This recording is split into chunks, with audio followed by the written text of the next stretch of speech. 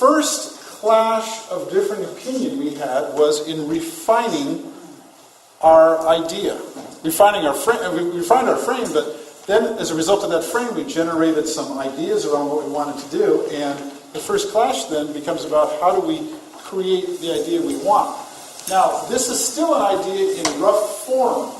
We're going to go through several other steps and show you simple ways to really make it much more specific and on much stronger consensus. Okay? So, let's go ahead and ask folks from this table to stand up. If you'd like to sit or stand at this table. We're going to do... Oh, I'm sorry, Peggy. I'm sorry. Peggy, you'd like to slide back there? We're going to, and I want you, I'm going to use this table to demonstrate it, but I want every other table to come up and do it on their own without me. Okay? So these guys have to go first, but you guys have to do it on your own. And I'll show you what I mean. We're going to build consensus by asking questions.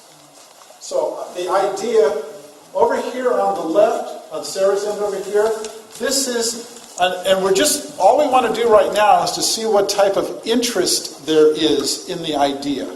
Are you very interested in this idea, or do you have little interest in this idea? And we're only going to go forward with the ideas where we have a reasonable amount of interest.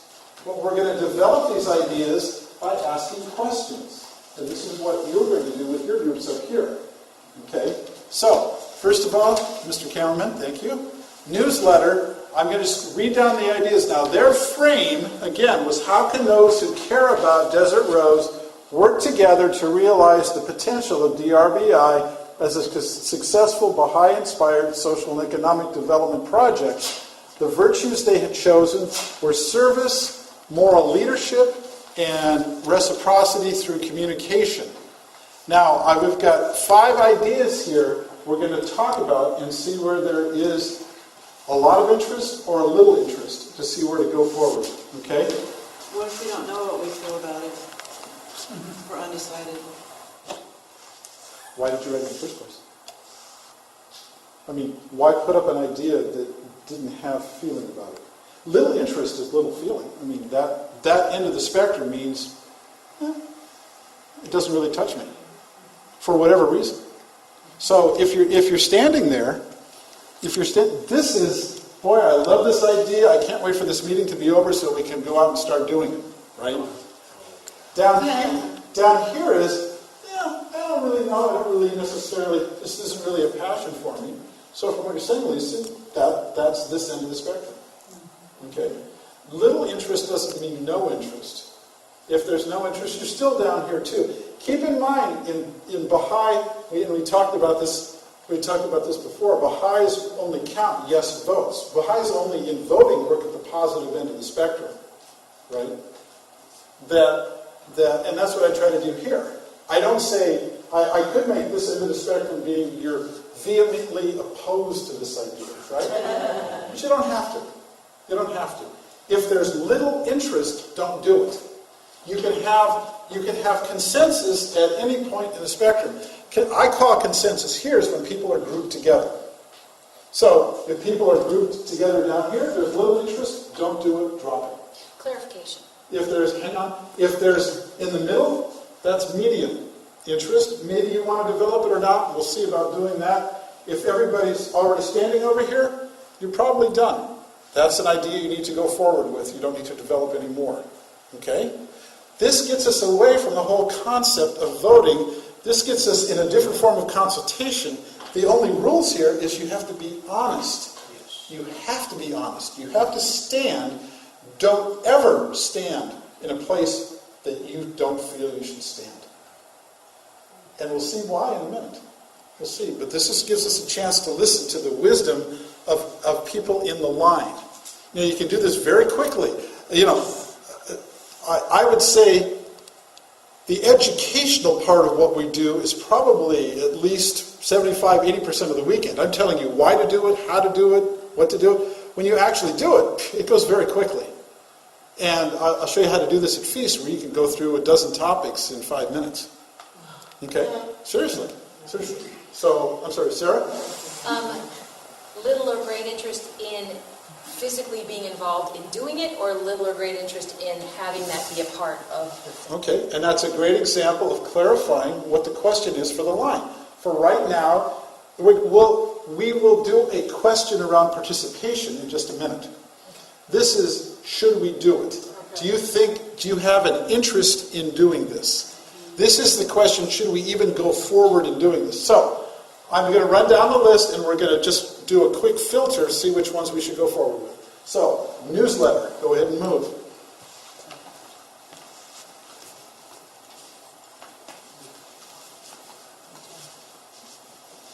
Okay, Becky.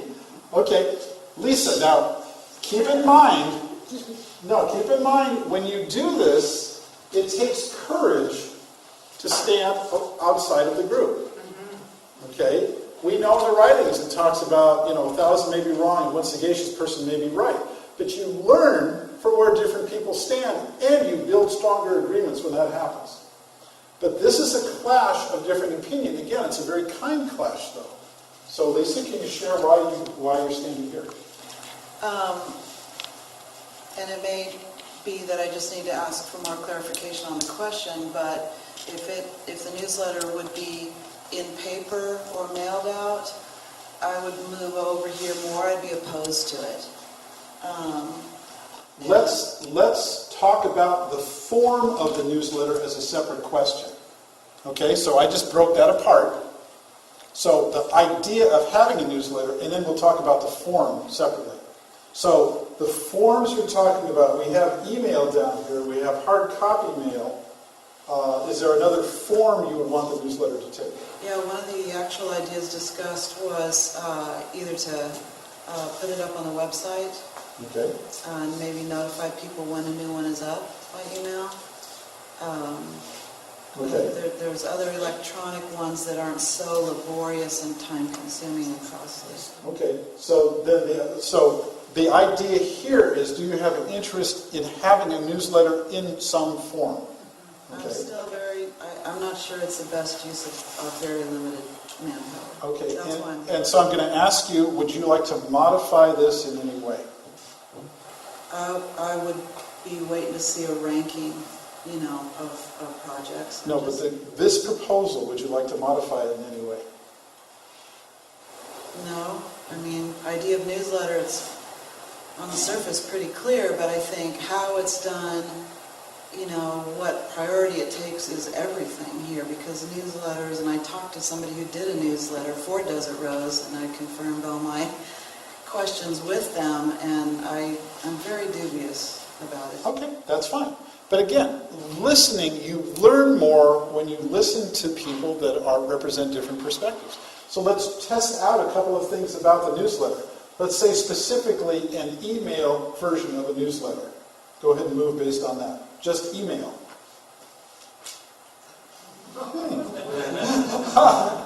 Let's say a web-based newsletter. Go ahead and move based on that.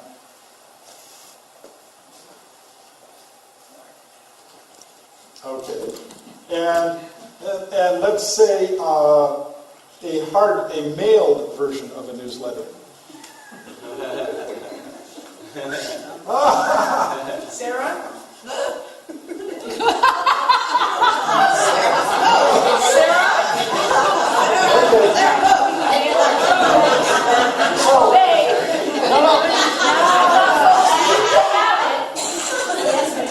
So, by the same token, John is standing here by himself. So, John, why is it important to be here? Because there are people that don't have computers. There's more people that don't have, access to computers and all that, where you got to get your email. They don't have smartphones. So, a small group of people that you would have to mail something to would probably be very small. Okay, let's say that people are tracked by their preference and are given the choice of an email, a web-based, or a hard copy newsletter. Where would you move on the line with that type of a choice? People can choose any one of those three formats. Okay, and Hey, Peggy, are you there, or do you want to get closer? Okay. Good song. Okay, and I'm gonna ask Lisa one more time, is there a different format we should consider? Do you think we're addressing the appropriate formats? Of a new, like I said, web-based, email, or printed? Is there? I want to make sure that we had really investigated all the formats. Okay, do you have a format to suggest at this time? I don't, but that doesn't mean that there's not a better one. Okay, so let me. Oh, I'm sorry. Yes, question for the group. If the newsletter was very simple, not fancy-dancy, complicated, maybe like a one-pager, really simple, would that be of interest? It's the same issue, and I say this as I've run the Baha'i newsletters in at least 4 communities over the several decades I've been a Baha'i, and it's always pulling hen's teeth to get the news out of the community. Okay. Always. It doesn't matter if it's 1 page or 5 pages. Let's ask a couple of other questions around that, though. And I'm going to ask, and this is a spectrum around interest. And you can just see clearly where folks are at. I'm going to ask a spectrum, though, around time. It's another great way to do it. So, I'm going to give you a ridiculous spectrum. Over here, I'm going to say, just to start with, this represents a weekly newsletter, once a week, and over here is once a quarter, once every 3 months. So go ahead and stand along the line from once a week to once a quarter. Okay? So in other words, this is every 3 months, every 2 months, every 1 month, every 2 weeks, every week. Go ahead, move. Come on, let's do some movement. Oh, really? Huh, that's interesting. So what is this now? What is it? This is a newsletter. A quarter. Yeah. Look at that. Okay. It was 3/4. Once every This is quarter. once every 3 months. Every 3 months. Okay, so this is strong consensus. Okay. So, no, so I've only asked, I think, 4 questions, maybe 5, but just simple questions. So, let me put it all together in one happy package.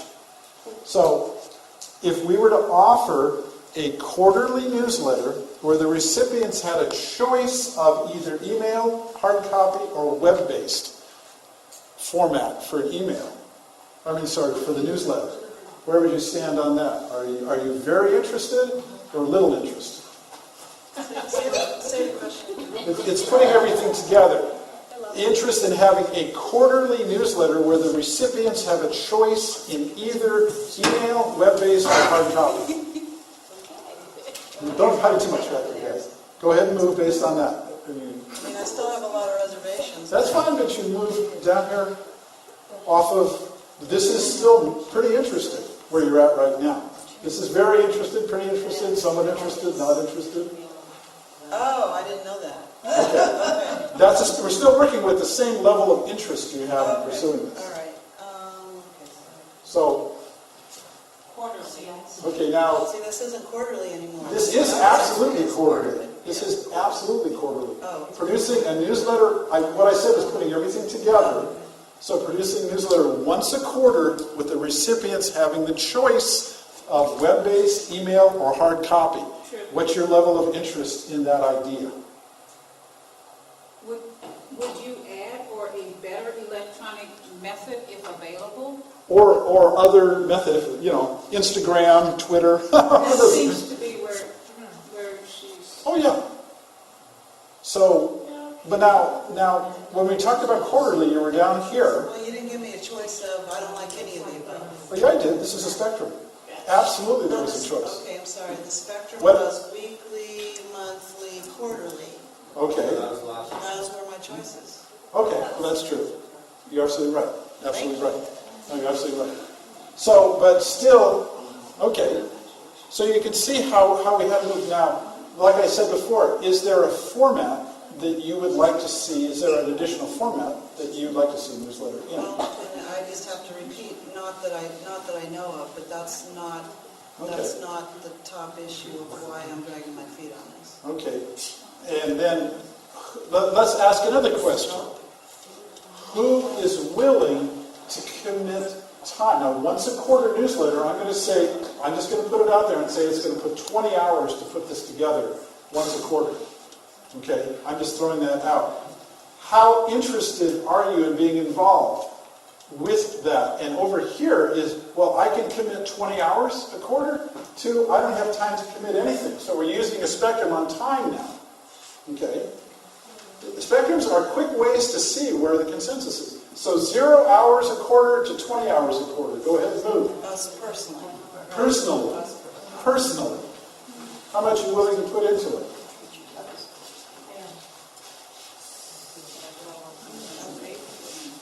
Okay? Just to get back on the spectrum. Okay, so obviously we have people that are willing to commit time to doing this. So based on what you've heard, it sounds like you're interested in committing up to 20 hours a quarter to put out a newsletter. 15 hours. 15? Okay, you're at 15. You're doing 20. So we have 35 hours of labor here. Okay? But you can see, I really want you to see, and we're doing this as a little bit as make-believe, this works really well. I've done this with groups up to 100 people. And you can quickly ask a few questions, and people will always move to a stronger consensus. Now, the other part of this that might typically happen is you say, based on everything you've heard, the people that would be involved in committing time and resources for this, what is your level of support for going forward with doing this? Okay, level of support. Hey, high level. It doesn't mean you're doing it. These guys are putting out the newsletter. You're not committing any time to it, or a little time, or whatever time. Yeah, or 0. That's We're not absolutely. at 0, we're about like a couple hours. A couple hours a week. Okay, that's fine. Based on that then, knowing your level of participation, let's see your interest in having a quarterly newsletter with email, web, or hard copy. Or other. What's that? Or other. Or other, to be determined. Okay, let's go from little interest to strong interest again, one last time. Like how in favor are we of it in It doesn't concept? mean you're not doing it at all. We've already seen who's going to be doing it. You're going to be our cheerleader. Okay. Cheerleaders. So you can see now this decision will happen because, and very simply with that little discussion and movement. Okay, and you're learning in this class all of the mechanics behind it. But practically speaking, it takes 5 minutes. I'll show you how we're going to do a feast consultation where we'll go through a dozen topics in 5 minutes. Okay, so that's the newsletter. That's the idea. Rose, all in favor? So you can see how to develop. Now, the other thing, and let me show you one other way to use it. So we used it to show levels of interest, who's willing to commit hours related to this. Okay, we tried different formats for it, the different time frames for it. Let's see what type of budget we should have for it. Okay, this is money. Can I just ask a question at this level? Yes. Because it's like, this is saying we're willing to go forward based on people who are willing to put as much as 20 hours into it. Sure. But wouldn't you, to come to this one, wouldn't you need to know, do those people know what the job description is of what they're going to do? What I would suggest, I almost think of every decision as being an interim decision. I would charge, if I were in this, I would charge these two people with going forward and coming back with a complete proposal for the newsletter, including timeframes, budgets, and the fact that they're willing to commit to go forward to do this. Okay? I wouldn't let this necessarily be the decision, but this certainly leads us in the next direction. So I tend to think of decisions as kind of incremental steps. Okay? Where we don't always reach an absolute total endpoint in anything. This is the next step of what we'll do. So right now you may say, well, based on the interest here, may we suggest that these two folks go forth, come back with a proposal to the group with what they would like to do to go forward. Okay? That's a good point. So, they're not charged necessarily with going forward at this point. They're charged with being the people that will take the leadership on this. Come back, tell us what you can do. The key here is when you get strong consensus and when you get commitment, you'll get action. If we vote on this, 51% of people, it's kind of a good idea, I think we should maybe do it, and nothing happens. Okay? But as we're able to explore all the different facets of it fairly quickly, the verbal consultation for what we just did here in about, not much, just right around 10 minutes. Okay? With the verbal, if we consulted this verbally, it would take a couple hours, an hour. We'd be sitting there talking, well, what if you did this? We're negotiating back and forth. What if you did this? What if you tried that? Well, I don't want to do that. Well, we need to know more about it. How much is this going to cost? Well, geez, we don't have the time frame to do this. Well, are there, that's what happens. The whole point in everything here is providing a better structure for consultation to get to quicker and better decisions. It's really what it's about. Okay? So that's where we're at. Now, the fact that you two guys don't live here at all, do you? No. So you're willing to commit for something you never have to do. Oh, no, we're going to do it. You would do it? Okay. That's fine. I'm sorry. Okay. So they're willing to commit to go forward. Yeah, but that's part of that, doesn't Rose? Yeah. Well, no, the world is built by people that are willing to act. Okay? So finding folks that are willing to do that. If we did a consultation and there was a really strong interest in doing it, and I had them stand, and how many hours, a quarter can you do this, and everybody was down here, I go, so? I guess you guys have to wait till you find somebody that has time to do it, or another way to do it. Don't do it unless there's somebody. Do you continue to work, for instance, if, and I'm sorry, I don't remember your name, if you stayed on this issue? Right. That was my question. That's just yeah. the majority. How Kids spend so much time to Lisa. convince her. Yeah. I'm sorry? Why spend so much time trying to convince her to go over when you have a majority of the people who want this? Because I think we got to a better decision. I'm not, a friend of mine that does large group work like this defines consensus as everyone minus one. He's willing to say, and this goes back to the guidelines we have, okay? And the Baha'i guidelines, it recognizes that a vote may be taken. But you could have a guideline that says, well, we prefer, it says consensus is preferred, but again, consensus is just a majority. A guideline might say, we will strive for strong consensus in all of our decisions. Right off the bat, just say that. That's our aspiration, is to get everybody down here. Because when we do this, this is unity. Strong consensus is unity. It would be interesting from a community perspective if the commitment involves some type of hourly recognition, where you're agreeing to commit 20 hours every quarter for the publication of a newsletter. That gets a little more specific, right? And it might even say using your own equipment produced in this way. It might even talk more specifically about that. But we don't usually get that specific. Now, one other thing I want to do with this, I was starting to do, let's figure out a budget for this. And again, I understand Desert Rose has a budget, has to work within, and we're all just guessing anyway, and I don't want this in any way, but just to show how to use it as spectrum for budgeting. So I'm going to say over here, we're talking about every quarter to produce a newsletter. $0 over here. And over here, what's a high number? 200? Well, now you're doing reproduction plus mailing, and we have 1,000 people on our Well, now we're snail only doing mail that with a list. small number of people, but okay. So you're probably talking $300 to $500 to do paper copies.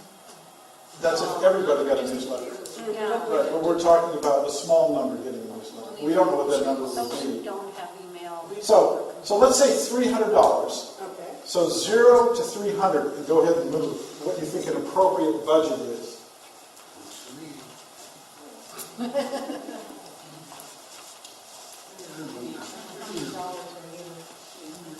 Okay, where you at? You know, again, it's conditional. I'm thinking here that the only way this is justifiable is if there would be envelopes like National puts in and asks for contributions to offset the cost. Okay, well, we could talk about that question too. But right now, in establishing a budget for it, it looks like, well, John, where are you at, 300? 250, 250. Lisa, you're at 0. 300 per You're at negative 10? Quarter. Quarter? And Ginny, where are you at? I'm down around $100. Okay. Is that per quarter? Okay, is Peggy, Quarter. where are you at? Yeah. 250? Per issue. Or 200? Okay. Yeah. This is a great way to quickly come to a number figure. Now remember earlier when I asked you to vote on lunchtime, we could have said, who's in favor of 1:30, yes or no? And then we don't know if we want to go before or after 1:30 or whatever. Here we could have used the spectrum route quicker and gotten better information. Say, okay, how long do you want to have for lunch? 0 to 90 minutes. Boom. Okay, you can see right away where people are at. Spectrums were, versus discussing, well, I think it should be $50. Well, I'd like to spend $150 on it. Well, I think we need at least $200 for it. Well, we don't have enough money. I think it's only can be $75. Right? You're debating something versus let's just see where folks are at. Okay? At least as a starting point. You've never done this before, or in this way, or whatever. So let's get a starting point. But the key in all of this is to build unity. Absolutely. Okay, unity in the decision, unity with the group, unity in the community. So when people feel the opportunity to fully express their thoughts, feelings, desires, they will. And where Lisa was down here, what typically happens with somebody standing alone, they'll say, well, boy, I'll tell you, I just don't think this is effective, and I don't think it's the way to go. But when they feel that they've been heard, when they've been able to share and they've been heard, they are much more likely to support the group's decision. Okay? That's what happens when I work with organizations. If they see, as long as somebody's listened to what they've had to say, they will support, they will go along with the group's decisions. Lee? Well, especially in a Baha'i community, you say, well, I'm not willing to put any money into it, more hours, but if I agree and if all I have to do is pray for the effect, I'm in. Okay, that's true, that's true. But keep in mind that we need to take action in some way, and we need to, I don't know that it's a quote, but think in terms of everyone can't do everything, but everyone should do something, right? You need to contribute to the community in some way. And that's what being in the community involves. So we need to be part of that.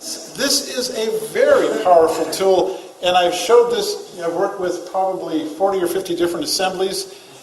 The two things that people love to do are the pass around that we did. When you do it as a whole group, it's more powerful. When you write your idea down and pass it around, where everyone gets to participate, people love that idea. And the idea of spectrums. The idea of spectrums. Because it gives you the freedom to stand wherever you like to stand. Voting yes or no, you have no freedom. There's no freedom there. Okay? Okay, thank you. You guys can go ahead and sit down. Now, I want to offer the opportunity to any group that would like to try this next on their own. I'm going to sit and watch. I will coach you if you have any questions. But who is brave? We're the brave people. Okay. We're the... Whoa! Okay, you guys? Yes. Go ahead. We have to have consensus first.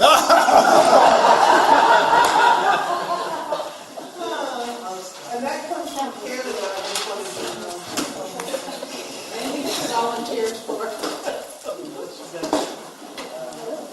What I want to talk about, if you're going to do this on your own, anyone in line can ask any question, and the group responds to that question. You don't have to discuss the question, just move. Okay? Just move. And then the next person can, and just move, and get to the point where a question leads you to stronger consensus. So let's go ahead and present your question, and let's see how you're doing here. Okay, I'm not quite sure what we're doing. What we just finished doing, we looked at our framework, and we looked at the keywords like, down here, our activity, to formally invite members of the broader community to a well-organized Baha'i-generated event. So we looked at what does formally mean? What does invite mean? What does members of the broader community mean? What does well-organized mean? And what does event mean? So for formally, we have official, written, advertised, involving institutions. I'm going to stop you there because this is where you need to start doing spectrums. Okay? Okay, who's going to do that? Who's doing that? They're doing that with us? No, you're doing that with yourself. We're watching you. We're watching you do it. I think what I would say is, okay, we sort of came up with some good ideas. Who wants to do a mailing? Do we want to look at? Yeah, do a spectrum. Who wants to do a mailing? Just a minute, you have to make your own mailing. I would suggest that we start with what kind of event do we want to hold? There you go. Okay, now we have a list here. We have holy days, devotions, children's classes, youth gatherings, potlucks, firesides, home visits, picnic at the park, and a barbecue. Do a spectrum around each of those. Picnic at the park over here. No, not at all. No. Okay, well, we have some excitement on picnic at the park. How do we all feel about picnic at the park? This is picnic at the park. This is no way Jose. Okay. Picnic at the park? This is sounding good. Okay.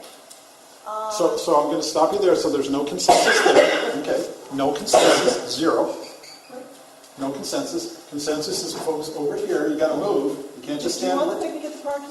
So Leo, you're not very interested. You are very How interested. interested are you in picnic at the park? Sue, are you interested? Almost. Okay.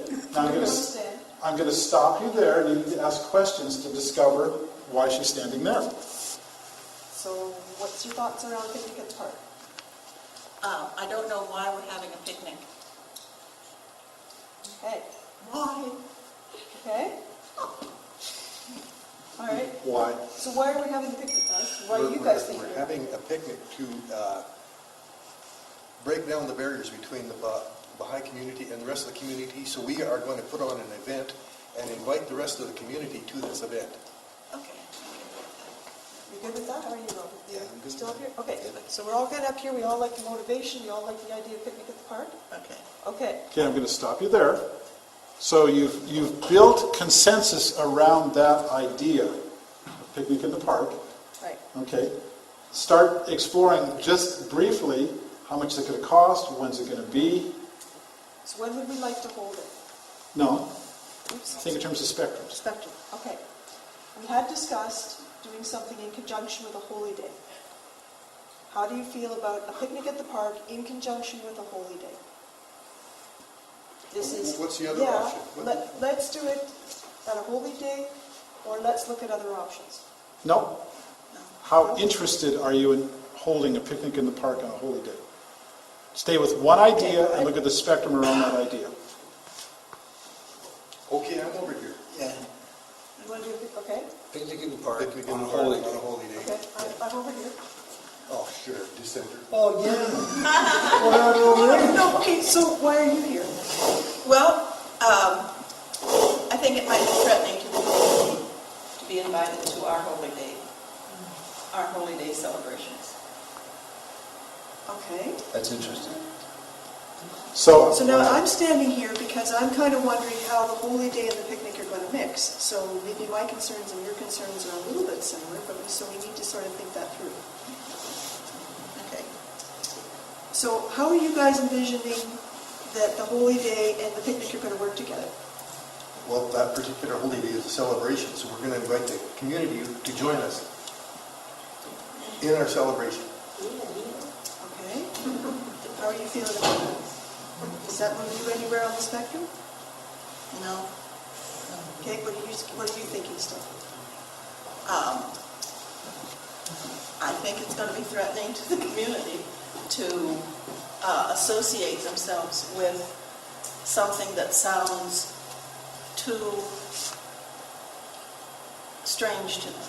Okay, let me stop you there, come out and coach just a little bit, because it's hard, because your first tendency is, well, do you want to do this or not do this, right? Yeah, yeah. And this is how much do you want to do it. But if people are not fully committed to it, you want to understand why, and you want to see if they have a proposal they would like to offer for the group to consider. That's all you need to do. If somebody's not down here, what would you like the group to consider? And see if you can move the lines in that way. So you can ask yourself that question too. I mean, you can ask the group the question from your perspective. I mixed up, but I'd like to hear your proposal, because I'm still not sure how to mix the holy day and the barbecue.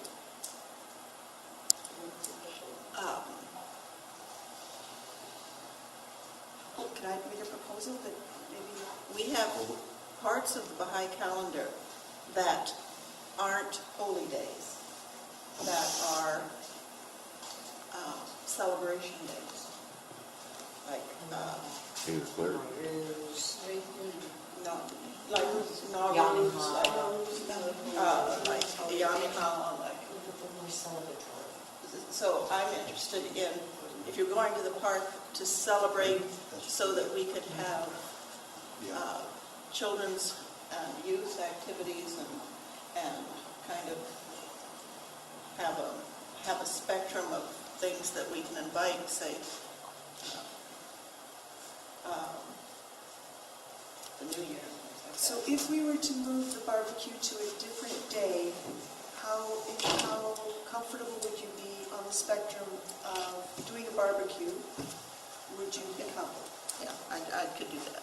Okay, so yeah, I'm okay with the barbecue too, it just has to be on a different day, doesn't mean it's holy day. Yeah. Okay. Okay, let's stop there. Okay, because they came to consensus about holding a barbecue for friends of the faith to, or to bring your friends to on a day other than a holy day. There wasn't as strong an interest in a holy day in doing that. Okay, so you can pursue that in two different ways.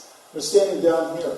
There's either not an interest in a barbecue, or the barbecue on a holy day, so you could say, well, what other proposal related to a holy day would you like to make? Or the proposal was, what if we held a barbecue that wasn't on a holy day? That's fine too. But the key here is just don't stand and negotiate, just offer a proposal. Offer a proposal. Say, well, where's the interest here? Where's the interest here? Where's the interest here? Because if you stand and negotiate, it'll just take too long. It'll just go on. So say, well, where are you at? And then when you find some consensus, then develop that idea. What type of budget should we have? How often should we do it? Where should we go with that? Okay? So don't, well, I guess the thing is here, don't negotiate. Just propose and move. Trip, I think having done this with you a few times, I'm seeing a pattern that you're counting on people to have issues with the particulars. But this is a fast way to identify the people who have issues with the particulars. Right. Okay. Yeah, absolutely. Absolutely.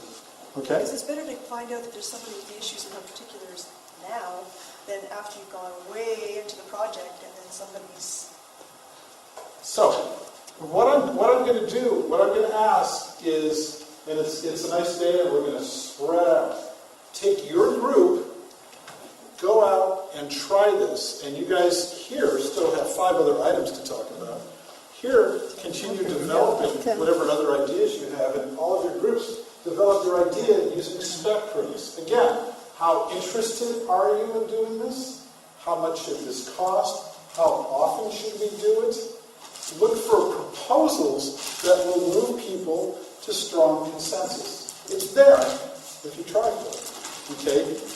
And allow individuals to feel inspired, remember? So, well, I have an idea. Wait a second. Let's ask this and see how this moves people. Okay?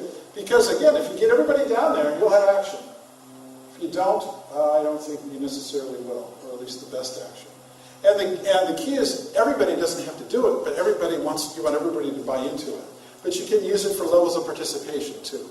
Who's willing to commit and how many hours do they have for this? What do we want to do? But always think in terms of spectrums, giving people choices. don't phrase it, you can phrase it yes or no for levels of interest. Okay? How interested are you in doing this? But even that's not a yes or no question. Okay, you want to leave a spectrum type of question. This is a never-ending source of perfection. that I want you to ask questions that allow people to respond in a spectrum. Rather than saying, are you interested in this, which is yes or no, ask, how interested are you in this? What is your level of interest? And gauging that and keeping in mind when everybody has a high level of interest, then you have consensus. But following the questions through until you reach that point. Maybe you can't get there, maybe you don't get there. That's fine on everything. But on some of them, when you do get there, it's very rewarding and everybody will follow through with action when you reach that point. Just a little thing that I found it helpful too, that the questions that were asked were actually gleaned from the people. What question do you think is most important? And that helped form the question that everyone placed themselves on the spectrum. Yeah, and I wanted to stress that don't use the spectrum for debate. Right. No, don't, because you'll get hung up with it and it'll get tiresome. I'm going to show you a better way. I'm going to show you a better way to evaluate. Okay, to look at what will work and won't work as part of what you're doing. Use the spectrum to offer proposals and to find those points of agreement. Okay, and you can go back and forth and offer very quick proposals for people to move on, right? You just move on this, where would you like to go? And the spectrum can control itself. If you learn it, if you learn to do it, an LSA or whatever, you can, okay, let's do a quick spectrum on this, boom, boom, boom. It's fun to stand, but you can't stand forever. Okay? But a spectrum is one clash of differing opinion. But it's a clash of differing opinion based on respect. To build the best ideas, you need to listen to all points in the spectrum. You have to listen to all points in the spectrum. Okay? Many times, ideas get greatly improved because someone had the courage to stand at the other end of the spectrum. It's almost like talking about the elephant in the room. They're willing to bring up a topic that may be uncomfortable for others to bring up in that regard. In that if somebody has a clarification, hear the clarification for that. But you don't have to go till I'm standing here because I don't think this idea will ever work because we've tried this in the past and we don't have enough money to do this and it never works out the way we think it's going to work out. And we try to get people involved with it, but nobody, then you're off to the races. Don't go there. The whole point in what we're doing is in some ways trying to structure the consultation to offer the best possible outcome. Okay?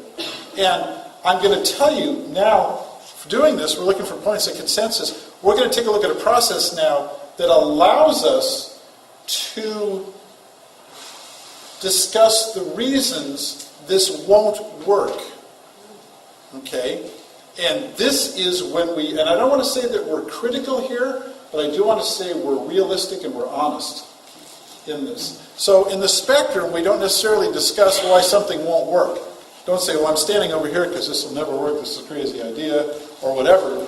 And we don't necessarily do that there. But I want you to stand at one end of the spectrum so you can offer what you feel might be a better proposal. And you're doing a good job when it looks like the tide is going in and out. Because somebody on one end may offer a proposal and people may move to the other end and say, well, that's maybe not the way to go. Somebody, on the other end offers an idea, people may move to strong consensus. Maybe that's something we want to consider. It's just a very efficient, quick way of gaining interest, of gauging interest, I should say. Gauging where people want to go. So, taking a look at that. I want to go through now and play the full video of the video we started watching earlier on brainstorming. I want you to think in terms of the high model that talks about two different aspects of brainstorming. The first aspect is what we do in silent meditation. people sitting around a table will not generate the most and best creative ideas. They say that people in isolation, and we talked about either sleeping, walking in nature, or meditating, create more and better ideas. The second part we talk about, you'll see in the video that you haven't seen yet, we'll talk about the clash of differing opinion. And it'll say that people that engage in a clash of differing opinion, their ideas are anywhere from 25 to 40% more complete, more sustainable, just stronger ideas. And we need to do both. Okay? Quite often, people think that the clash of differing opinion is disunifying. Right? Say, oh no, we need to have unity, so we all need to quietly agree. I'm going to give you several ways to think of it in terms of offering input that the group needs to hear. But everyone, in the spectrum, everyone's working together, right? I mean, hopefully you feel that way. It shouldn't feel polarized. The same with what we're going to do now. We're going to do a model called Six Thinking Hats.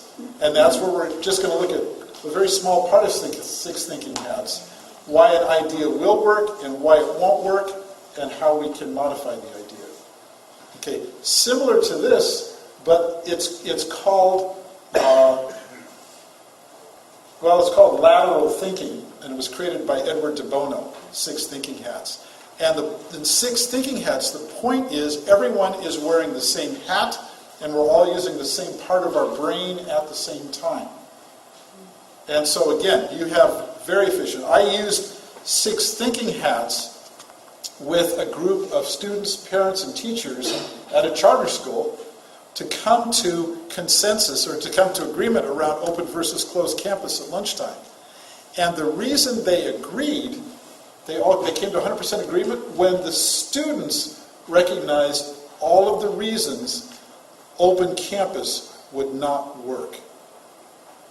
Because once the parents and teachers saw that the students recognized why it wouldn't work, they were willing to let the students have open campus. Okay, so again, we come back to empathy. Did you hear what I said? Yes, I did. Okay, that was my main concern. I just wanted to be sure you heard that. And having heard, then please go forward. Okay, we're back to nail. It's all about the nail. Right? So, let's take a look at this video. I want you to watch for the two segments in this video. First half is on creating new ideas. The second half is around the clash of differing opinion. Okay? It's only about 2 minutes long.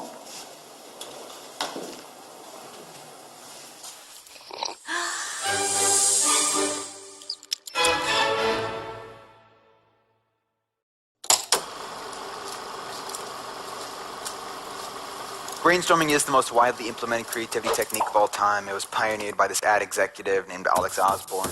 In a series of best-selling business books in the late 1940s and early 50s, he outlined this technique called brainstorming, which basically there's just one rule to brainstorming, which is don't criticize. Whatever you do in a brainstorming meeting, you cannot criticize the ideas of other people, that all ideas are good ideas. And the assumption behind this is that the imagination is very meek and shy and fragile. And if it's worried about being criticized, it'll just clam up and it won't be able to free associate at all. But the only problem with brainstorming is that it just doesn't work. Psychologists have known this for 60 plus years. Study after study has shown that you put people in a room and tell them to brainstorm, they're going to come up with fewer ideas and less original ideas than those same people who might work by themselves. So brainstorming would become less than the sum of our parts. Now, the reason brainstorming doesn't work returns us to the very first rule of brainstorming, which is thou shalt not criticize. Because as studies by Charlotte Namath have shown, groups that engage in what she calls debate and dissent, where they are encouraged to engage in constructive criticism, they come up with anywhere between 25 to 40% more ideas, and those ideas are rated as much more original. And that's because when we don't criticize each other, when we all just pretend every idea is a good idea, we tend to float on the superficial surface of the imagination. And our free associations, left to their own devices, are not that interesting. So if I ask you to free associate on blue, I can predict with a high degree of accuracy that your first answer will be green, followed by ocean, sky. Then things get a little more complicated, but you may say, Joni Mitchell or Miles Davis or jeans or Smurfs, but nothing too profound or surprising. And that's because our free associations are bound by language, and language is full of cliches. Now, the way we get past those cliches is to engage in criticism. That is what surprises us, that's what invigorates us, that's what wakes us up. It means we're really paying attention to the ideas of other people. It forces us to dig a little bit deeper, and that's when things get interesting.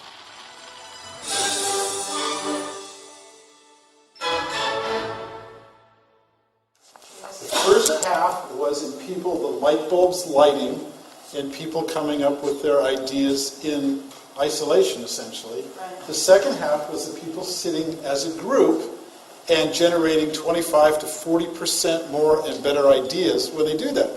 So it's a two-part process. It doesn't happen just with you by yourself, and it doesn't happen just in a group. You need both of those to have the best. He doesn't recognize in this our spiritual nature. Okay? He's showing this as kind of ideas appear in our mind for some unknown reason. But the writings are very clear in talking about that. Okay? Because it talks about, we talk about Abdu'l-Baha saying that axiomatic fact that while you meditate, you're speaking from the Spirit. Okay? The light breaks forth through the faculty of meditation. Man attains eternal life. Through it he receives the breath of the Holy Spirit. We need that isolation, that focus, to be able to generate those ideas. But then we also need the other half of that, as we talk about that we talk about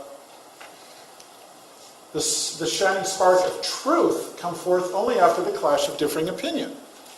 Same thing as what we saw, that vigorous debate.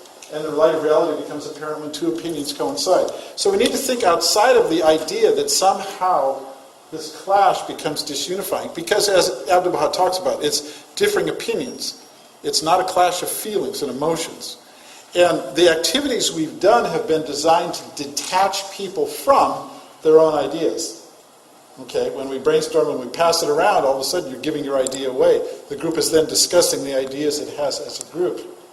And that has to happen. People have to be willing to separate from that and be willing to discuss the ideas on their own merits and develop the best ideas they can.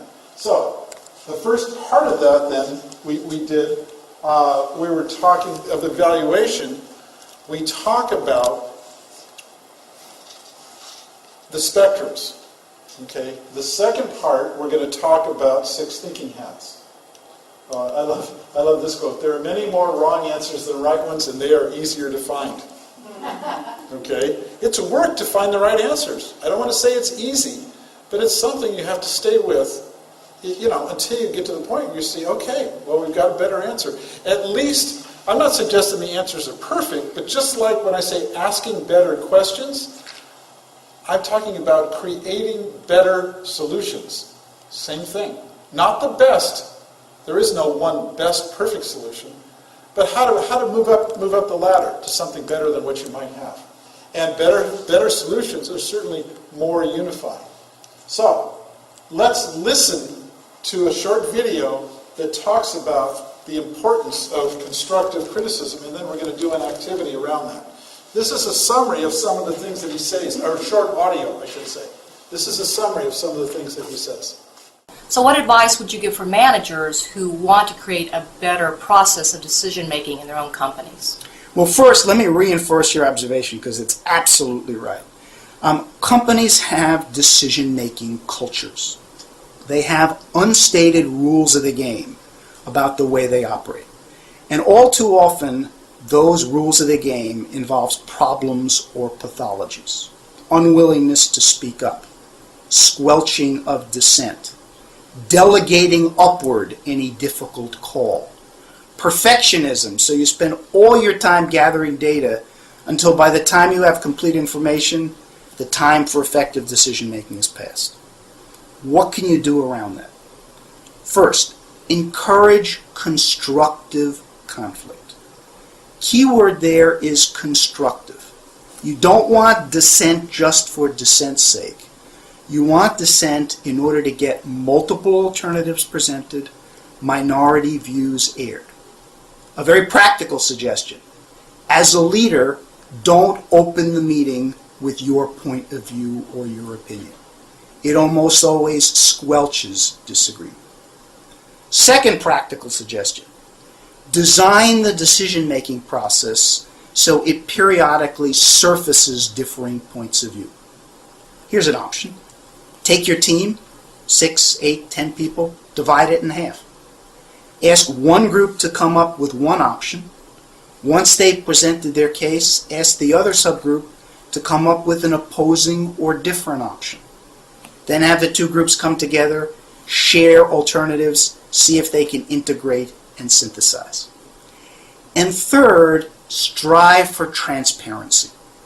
The best decision-making processes are those where people understand the rules of the game and all information is upfront, shared with all. My only question for you would be, it sounds like you're encouraging people to encourage troublemakers in their companies. Absolutely. Andy Grove at Intel, for many years, the CEO, used to call those folks helpful Cassandras. What does that mean? Those were folks who would constantly find trouble spots, constantly be crying wolf, constantly saying, this might work, but I see problems. He actively sought them out and put them on his decision-making teams. He said they always led to better results. That's great advice. Thank you, David Garvin. My pleasure. Well, high institutions or organizations, we're working together. We face many of the same challenges organizations do. You know, it's interesting, he talks here about sending out two groups, or having one group come up with a proposal, another group with a counter-proposal. Now, you all have heard the story of how the Catholic Church selects their saints, right? What they do to research that. They send out two groups of people. The first group goes out and finds all of the miracles and all of the good things done by that person, right? And that group is called the Angels Advocates. The other group goes out and finds out everything they've done wrong in their lives, and that group is called the Devil's Advocates, right? So they use the same type of thing where they can balance both sides. Now, I don't want to suggest that the point of all of this, even what he said have one group make a proposal, another group make a different proposal. And he didn't say have them fight it out. He said have them find a way to synthesize their two proposals into a single proposal, right? Okay, so the highest level of knowledge in Bloom's taxonomy is synthesis. So when you can start to bring together, and when two opinions coincide, remember we talked about that. So what I want to do now is just to demonstrate another form of clash of differing opinion. So we need to take a group with a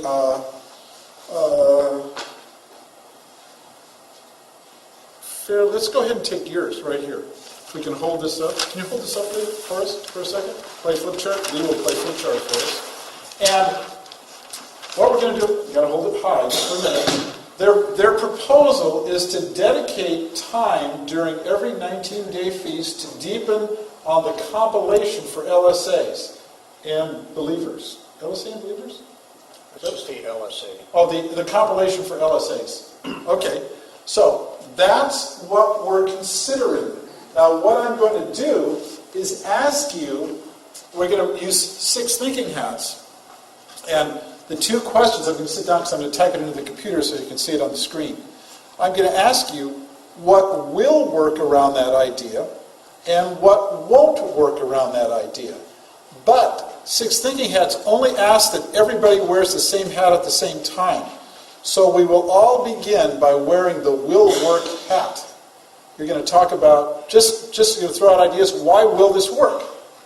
Okay, what makes this something that's going to assist the community?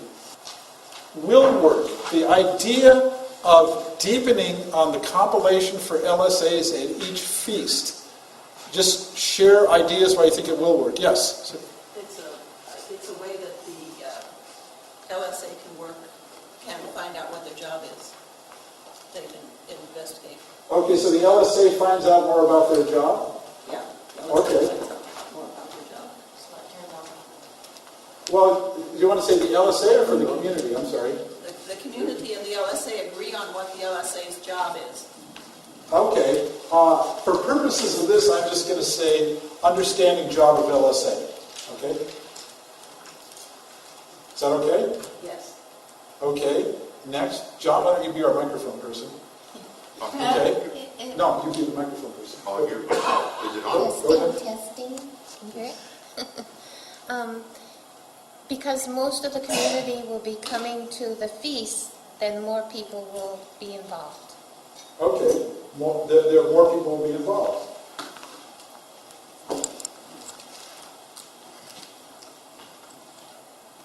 Okay. It can give the community access to, if they want to know something,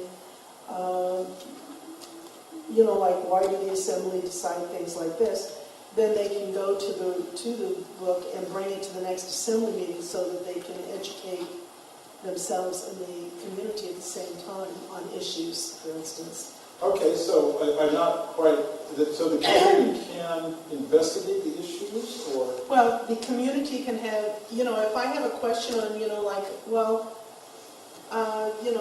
the sun doesn't set until 9 o'clock here, why do we have to have feast at 6:30? Okay. Or why can't we, why do we have to wait till 9 o'clock to have feast? Okay, then I'm going to put down, we can use it as a Q&A. Is that fair to say? That's cool. Yeah. Okay. What else?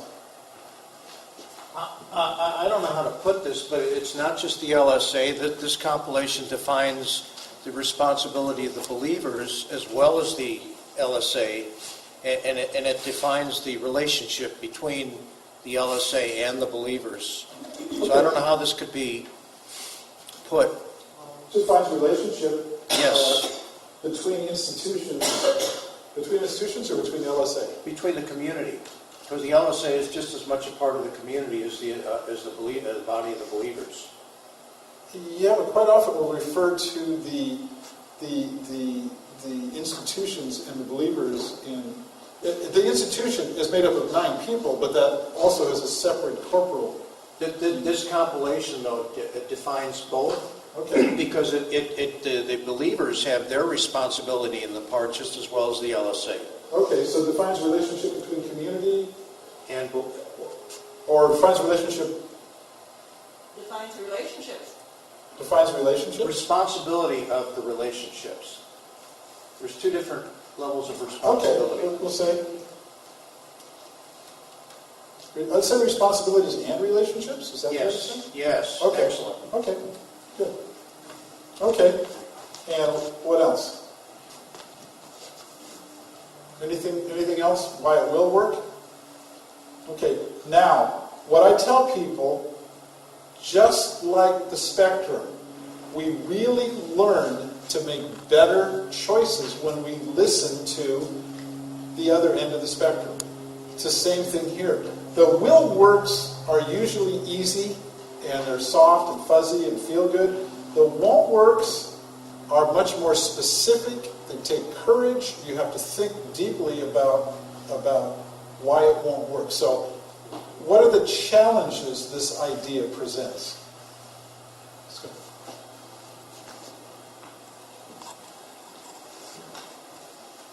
Simply put, time. Okay. Let's put time. Okay. What are other challenges this faces? Actually, that's what I was going to say, because the length of feasts are usually long enough, and if you're tired and it's in the middle of the week, taking another half hour or more. Okay. So the time constraints it presents. So, Deepening might present change in the relationship, and change is a difficult thing for both individuals and institutions. okay. Now, I want you to keep in mind, I'm not matching up will work and won't work. In other words, understanding the job of the LSA and time don't have anything to do with each other. They're just straight vertical listing. Okay? Okay. Why else won't work? What are other concerns folks have? Now, you see, here's where we are all working together in unity to identify the challenges we all face with this particular idea. Okay? So, this is differing opinions, but when I use this, when I know this is working, is when I see the same person identify reasons it will work, and then that person identifies reasons it won't work. When I see them talking on both sides, then I know, okay, people are really open to both perspectives, the different perspectives here. It might cause people not to come to feast or to leave early. Okay, and why in particular would that happen? What would... Because they're not interested in attending the deepening, or Okay. they don't feel it's part of the feast. Let's just say lack of interest. Okay? So understand, Ginny identified the behavior. I wanted to go behind the behavior and understand the reason more. Okay? You see? Okay. I was going to say, presented in a dull way. Okay, it's dull. Okay. Okay. What else do we have?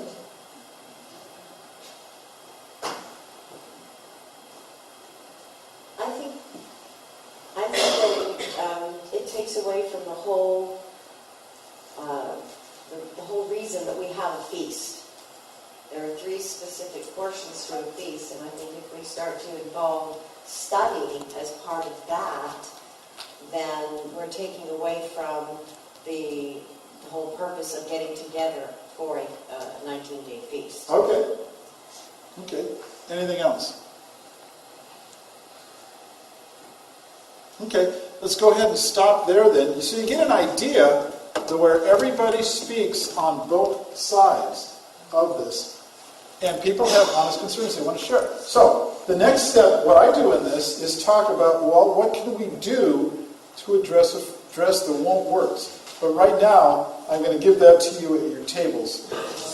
Edward de Bono, who was a brain researcher at Harvard, started 6 thinking hats as a way for people to align their thinking by using the same parts of their brain together. Okay? And what I can tell you is the times I've used it, I'm always surprised at how effective it is. It works very well. It builds consensus, although, I'll be honest, I'm never quite sure why. All of a sudden, I'll realize we're in agreement. Okay? So because in 6 thinking hats, there isn't a particular way to come to agreement. You know, I showed you spectrums. You could use that as a way to come to agreement. You could obviously use, I'll give you other different ways of evaluating. 6 thinking hats just has really a very thorough discussion, and at the end of it, people kind of nod their heads and say, yeah, that's what we should do. That's been my experience. So 6 thinking hats is one of those where you really have to kind of trust it. But the only rule in 6 thinking hats is everyone agrees to wear the same hat at the same time. So you're all in your groups now only talking about new ideas. Okay? You're not talking about why it will work, won't work. You're not talking about the information you need, how you feel about it. Those are the other hats. You're only talking about the new ideas related to address the particular concern that we have. So let's go around and hear those. Now, I know that was a very short time to talk, but let's, just to demonstrate it, let's go around and hear what we have. So John, can you be our man with the mic again? Sure. So what new ideas do we have around time? Just give me one new idea around time. Proposal, have a short warm-up period after devotions to open the administrative portion to study on this issue, compilation So on have a LSA. short what? Well, it's a warm-up period, right after devotions, but opening the administrative, just short, you know, on a very small portion of the study. What do you mean by warm-up period? What is Warm that? up to the consultation period on the letter. Warm up. Well, I experienced this in Tucson where they would, right after prayers, we'd have a little something that we would deepen just a teeny bit and consult on just a teeny bit, and it got everybody warmed up for the administrative portion, and then everybody was kind of feeling a little more fuzzy and got into the letter a little deeper and things like that. So you want to do the deepening on compilation for LSAs as a warm-up for the Yeah, but a little passage at a time, right? So you're only doing like a passage. Give me a time. Spend 10 minutes. 10 minutes? Yeah. It worked fine. Okay. 10 minutes between devotions and business. Yeah, administrative Right? portion. Yeah, beginning administrative portion. Well, the business portion of the meeting, or the administration portion of the meeting. Okay, okay, fine. Okay, now, again, we would come up with better proposals to address these if we still had, but this is a way to group our thinking together. Okay, so what about relationship changes? What are we going to do to identify the changes in relationships? Right here? Consult with community why they're proposing this deepening. Okay, consult with community on why this is being proposed? Okay. Topic of consultation. Not much time for anything else. Okay. Okay, what about lack of interest?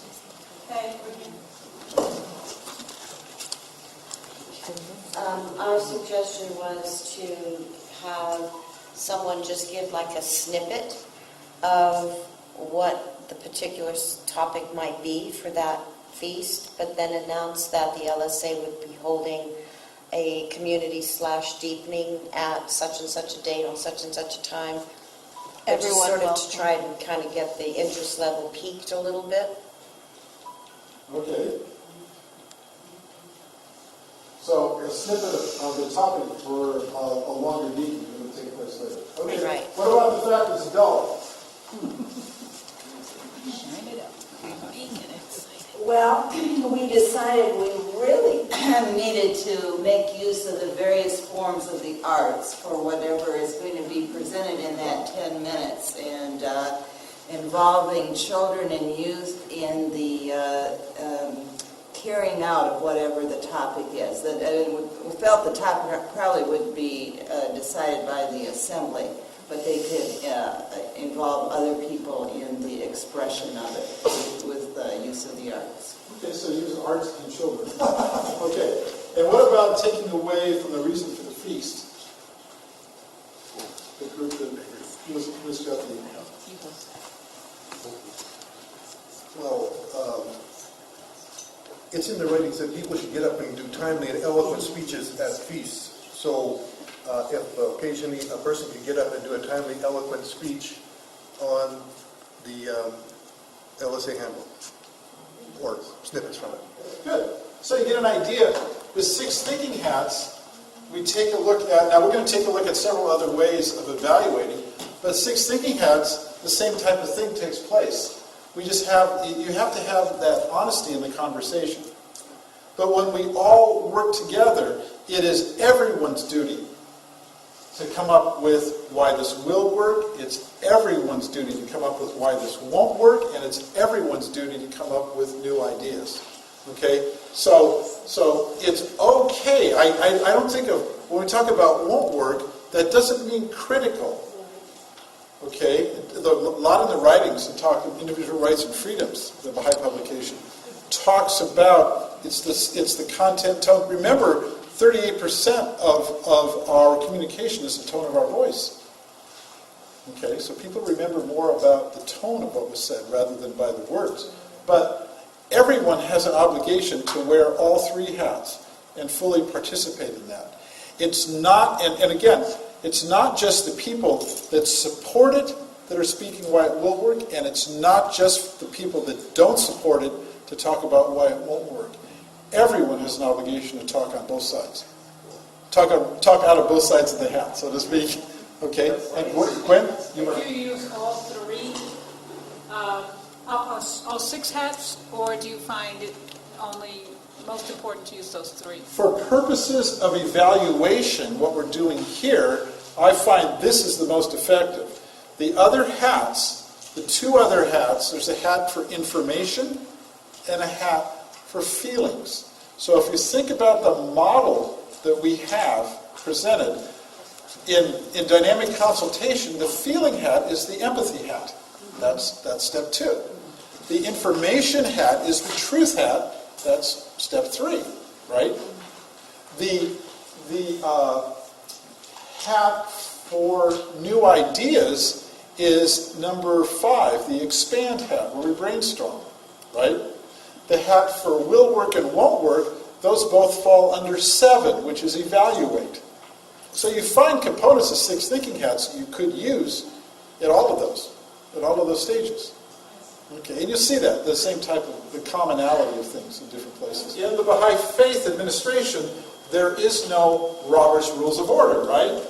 Well, this is Roberta's Rules of Order.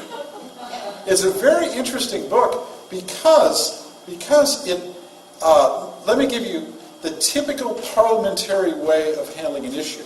And that is to put a motion on the floor, and then people talk to the motion and against the motion, right?